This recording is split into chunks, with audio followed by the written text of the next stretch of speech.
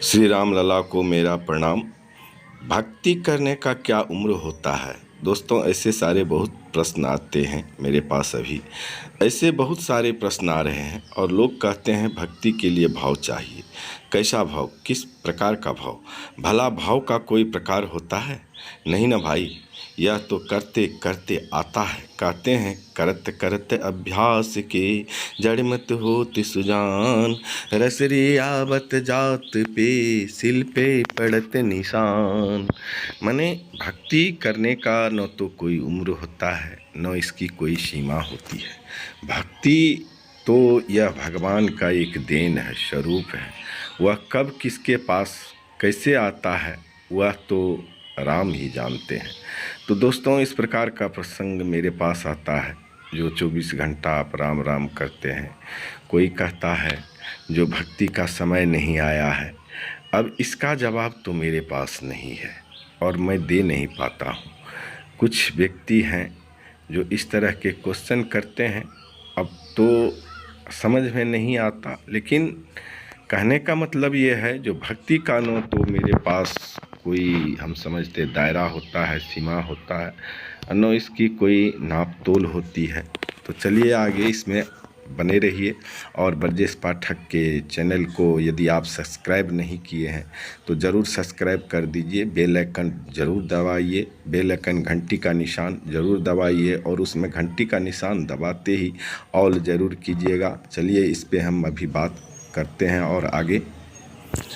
श्री हनुमान जी कहते हैं, कह हनुमंत विपति प्रभु सोई, जब तब सुमिरन भजन न होई।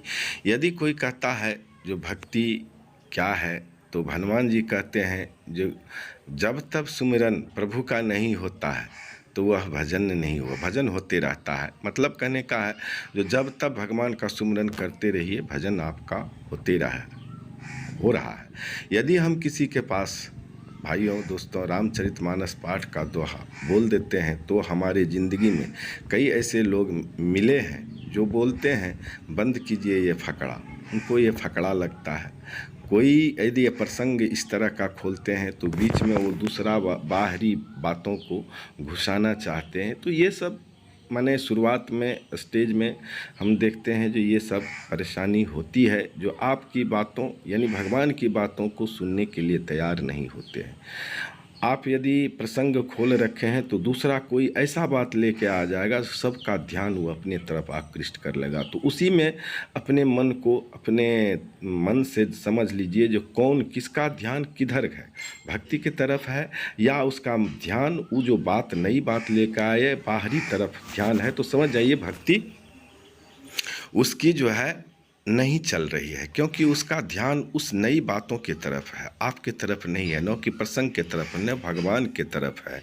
तो यही एक पहचानने की नीति, बहुत बड़ी नीति है।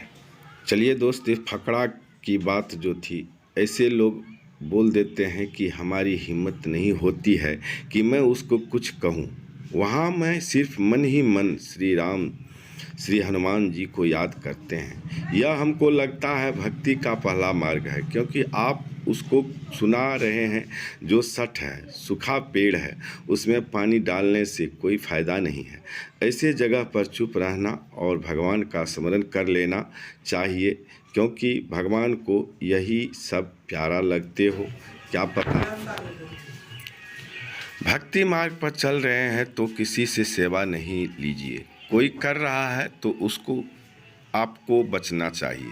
ऐसे आदमी का ना के बराबर समाज में कद्र होता है जो भक्ति पर चलता है, क्योंकि आपका कद्र कहीं और हो रहा है। बेकद्र करने वाले का ध्यान आप पर होता है, पर आप उस बात को भूल कर प्रभु चरणों में अर्पित कर दें। जब आप प्रभु को स्मरण करके सौंपने लगेंगे तो आपकी श्वास अपने आप लंबी हो जाएगी उसी क्षण।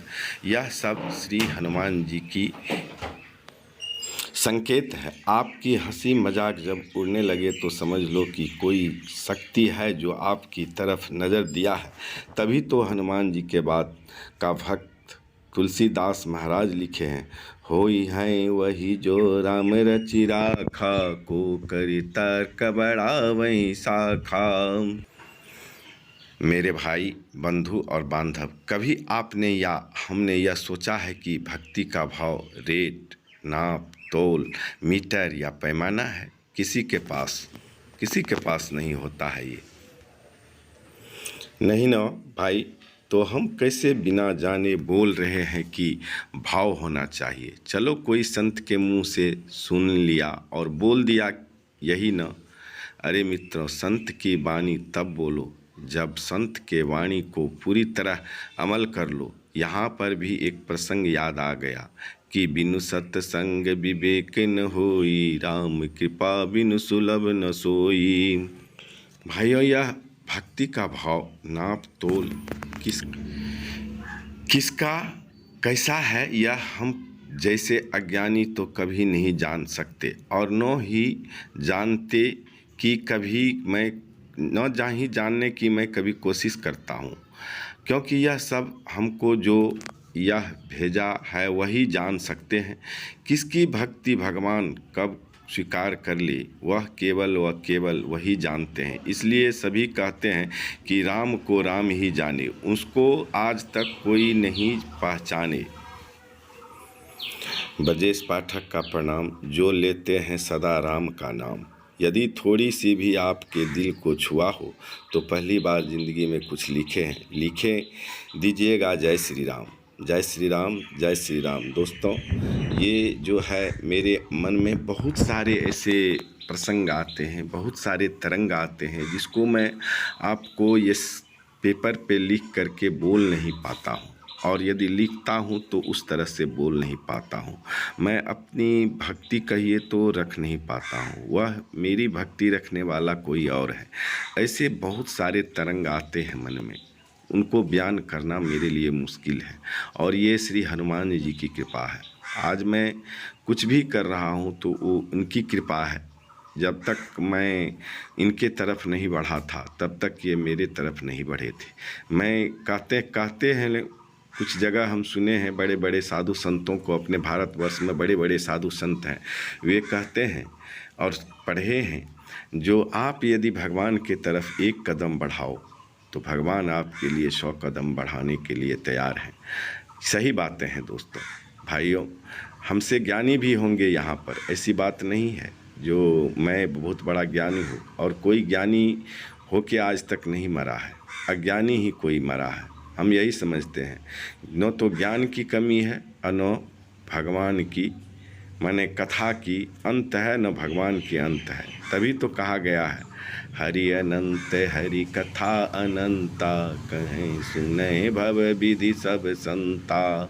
ऐसे ऐसे बहुत दोहा, इनके विषय में हम क्या लिखूं, हम अज्ञानी हैं, मुझे वह ज्ञान ही नहीं है, और जो हमारे अंदर तरंग आता है उसको मैं बयान नहीं कर पाता हूँ। सच मानिए दोस्तों, ये 100% मैं सही बोल रहा हूँ जी। इनके जो तरंग आते हैं उनको मैं न लिख पाता हूँ न बयान कर पाता हूँ। तभी तो कोई किसी ने कहा है, सात समद की मसी करो, लेखन सब बन राय, धरती सब कागज करो, हरि गुण लिखा न जाए। हे राम लला, आप सामने देखते हैं तो आपकी सही में मैंने क्या मैं बताऊं, आपके विषय में शब्द कम पड़ जाते हैं। जो लिखने वाले हैं वो लिख दिए हैं, जो सात समद की मसी करो, लेखन सब बनाए, धरती सब कागज करो, हरि गुण लिखा न जाए। हरि का गुण लिखना असंभव है, धरती कागज बना लीजिए, समुद्र के पानी को स्याही बना लीजिए, मगर इनके गुण को लिख पाना बड़ी ही मुश्किल है। न तो कोई आज तक लिख पाया है न लिख पाएगा, ये मेरी गारंटी है दोस्तों भाइयों। तो मैं क्या बताऊं आपको, इनके लिए तो किसी के पास तो शब्द नहीं था। अज्ञानी होकर के आज तक ही कोई नहीं कह सकता है जो मैं ज्ञानी होके मरा है, कोई ज्ञानी होके आज तक नहीं मरा होगा। हम तो उसमें बहुत बड़ा अज्ञानी है।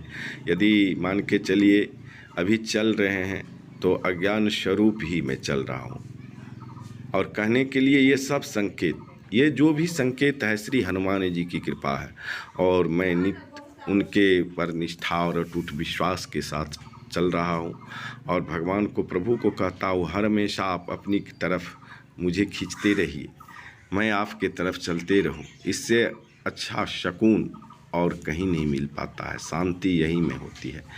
कितनों भी कुछ हो, यहाँ पे इतनी शांति मिलती है दोस्तों जो बयान नहीं मैं कर सकता। वह शब्द नहीं है मेरे पास यहाँ लिखने के लिए, और जो तरंग आता है उसको मैं कैसे बयां करूँ ये मुझे भी समझ में नहीं आता है। तो मेरे भाइयों, यदि आपके दिल को छुआ हो तो इसमें जय श्री राम ज़रूर लिखिएगा। एक बार आपका जय श्री राम मैं लिखा हुआ देखता हूँ तो बहुत बहुत खुश होता हूँ आपके ऊपर। जो भी लिखते हैं तो हमको बहुत ही अच्छा लगता है जय श्री राम, खुश होता हूँ मैं।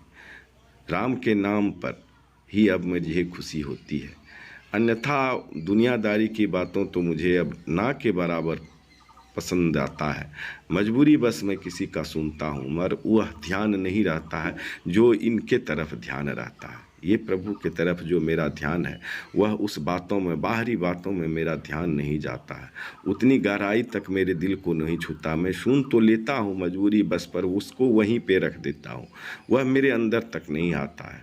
आता है तो एक इनका नाम, इनका प्रसंग, इनका सत्संग, इनके बारे में बड़ाई, इनके बारे में सुनना, इनके बारे में बोलना, ये सब मुझे अच्छा लगने लगा है। पता नहीं कब से अच्छा लगने लगा है। इसके लिए बड़ी बातें भी सुननी पड़ती है, पर क्या करूँ, अब मैं मजबूर हूँ। जय जय श्री राम। हे प्रभु, आपके चरणों में यह मेरा जो है समर्पित है तरंग, और ऐसे ही तरंग बनाइए रखिएगा, ऐसे ही कृपा बनाइए रखिएगा। हे रघुनाथ, हे श्री हनुमान जी, आपको सत सत बार प्रणाम।